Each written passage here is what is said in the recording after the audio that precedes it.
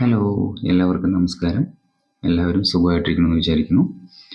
അപ്പോൾ ഇന്ന് ഞാൻ നിങ്ങളോട് സംസാരിക്കുന്ന ടോപ്പിക്ക് നിങ്ങളുടെ പങ്കാളിയായിട്ട് സന്തോഷകരമായ ജീവിതം ഉണ്ടാകാൻ വേണ്ട ചില കാര്യങ്ങളെക്കുറിച്ചാണ്.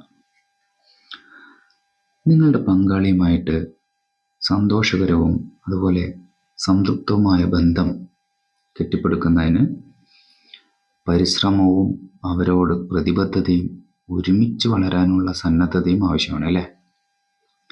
സന്തോഷകരമായ ബന്ധം വളർത്തിയെടുക്കാൻ നിങ്ങളെ സഹായിക്കുന്ന ചില ടിപ്പുകളാണ് ഇന്ന് ഞാൻ പറയാൻ പോകുന്നത്. നോക്കാം.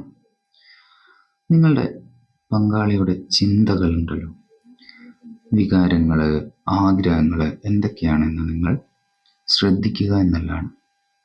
അതിന് ആക്റ്റീവ് ലിസണിങ് എന്നാ പറയുക. ഇനി തുറന്നുള്ള ആശയവിനിമയം നടത്തുക. നിങ്ങളുടെ ചിന്തകളും വികാരങ്ങളും അതുപോലെ ആഗ്രഹങ്ങളും പങ്കാളിയുമായിട്ട് പങ്കിടുക. ഇത് പറയുമ്പോൾ അത് കേൾക്കാനുള്ള ക്ഷമ കൂടി അവരിൽ നിന്ന് കിട്ടണം എന്നുള്ളതാണ്. അതാണ് ഞാൻ മുകളിൽ പറഞ്ഞ ആക്റ്റീവ് ലിസണിങ് എന്ന് പറയുന്നത്. ഈ സഹാനുഭൂതി പരിശീലിക്കുക എന്നുള്ളതാണ്. നിങ്ങളുടെ പങ്കാളിയുടെ കാഴ്ചപ്പാട് മനസ്സിലാക്കാനും അതുപോലെ അവരുടെ വികാരങ്ങളെ സാധൂകരിക്കാനും ശ്രമിക്കുക. ഇപ്പോൾ ഉദാഹരണത്തിന്, ഏതെങ്കിലും ഒരു കാര്യത്തെക്കുറിച്ച് വികാരഭരിതയായി സംസാരിക്കുമ്പോഴല്ലോ, നമ്മൾ അതിൽ കയറി പിടിച്ച് അതിനെ കൂടുതൽ കോംപ്ലിക്കേറ്റ് ചെയ്യാണ്ട് ആ വിഷയത്തെ ചെറുതാക്കാൻ ശ്രമിക്കണം എന്നുള്ളതാണ്. ഇനി പൊരുത്തക്കേടുകൾ ഉടനടി പരിഹരിക്കാൻ ശ്രമിക്കണം.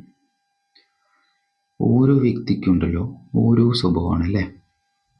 എന്തെങ്കിലും ഒരു പ്രശ്നം പറയുമ്പോൾ അതിൽ കൂടുതൽ ഇടപെട്ടിട്ട് അത് വഷളാക്കുന്നതിന് പകരം ഉണ്ടല്ലോ, അതിനെ എത്രയും വേഗം നമ്മൾ ലഘൂകരിക്കാൻ ശ്രമിക്കണം എന്നുള്ളതാണ്. വലുതാകും തോറും അത് കൂടുതൽ ആഴത്തിൽ ആ കാര്യം പോവുകയും അതേപോലെ പരസ്പരം കലഹിക്കുകയും മാനസിക സംഘർഷങ്ങൾക്ക് അത് വഴിവെക്കുകയും ചെയ്യും എന്നുള്ളതാണ്. നിങ്ങളുടെ വ്യക്തിയോടുണ്ടല്ലോ ശാന്തമായിട്ടും അതുപോലെ തന്നെ റെസ്പെക്റ്റ്ഫുള്ളായിട്ടും തുടരണം എന്നുള്ളതാണ്.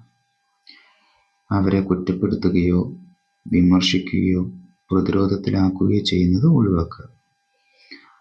ഓർക്കുക, ആരും കുറ്റപ്പെടുത്തുന്നതോ അതുപോലെ വിമർശിക്കുന്നതോ കേൾക്കാൻ ഇഷ്ടപ്പെടുന്നില്ല എന്ന് നമ്മൾ മനസ്സിലാക്കണം. എന്തെങ്കിലും ഒരു പ്രശ്നം ഉണ്ടാകുമ്പോണ്ടല്ലോ, അത് തന്നെ പറഞ്ഞ് ആ പ്രശ്നം വഷളാക്കുന്നതിന് പകരം ഉണ്ടല്ലോ, അതിനുള്ള പരിഹാര മാർഗം ആലോചിക്കുക. അതിനു വേണ്ടിയിട്ട് നിങ്ങൾ ഒരുമിച്ച് പ്രവർത്തിക്കുക എന്നുള്ളതാണ്. ഇനി സ്നേഹവും അതുപോലെ അപ്രീസിയേഷനും കാണിക്കുക കേട്ടോ. വാക്കുകളിലൂടെയും അതുപോലെ പ്രവൃത്തിയിലൂടെയും നമ്മൾ നന്ദിയും വാത്സല്യവും പ്രകടിപ്പിക്കണം. എന്തിനാ പറയുക, അവർ നമ്മളിൽ നിന്നൊക്കെ ഇത് കേൾക്കാൻ ആഗ്രഹിക്കുന്നു എന്നുള്ളതുകൊണ്ടാണ്. അതുപോലെ തന്നെ ശാരീരികവുമായും വൈകാരികവുമായുള്ള അടുപ്പമാണ് മോസ്റ്റ് ഇമ്പോർട്ടൻ്റ്. പരസ്പരം ഇരുവരുടെയും ലക്ഷ്യങ്ങളെ സപ്പോർട്ട് ചെയ്യണം എന്നുള്ളതാണ്. ഉദാഹരണത്തിന്, എന്തെങ്കിലും കഴിവുകൾ നമ്മുടെ പാർട്ട്ണറിനുണ്ടെങ്കിൽ അതിനെ നമ്മളെ കൊണ്ട് കഴിയും വിധം പ്രോത്സാഹിപ്പിക്കുകയും അവരെ നല്ല രീതിയിൽ സപ്പോർട്ട് ചെയ്യുകയും വേണം കേട്ടോ.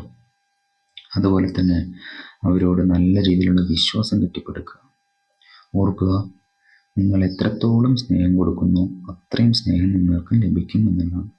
എല്ലാവർക്കും അവരവരുടെ റിലേഷൻഷിപ്പ് സന്തോഷകരമായി മുന്നോട്ട് കൊണ്ടുപോകാൻ സാധിക്കട്ടെ എന്ന് ആശംസിച്ചുകൊണ്ട് നിർത്തുന്നു. ശുഭദിനം.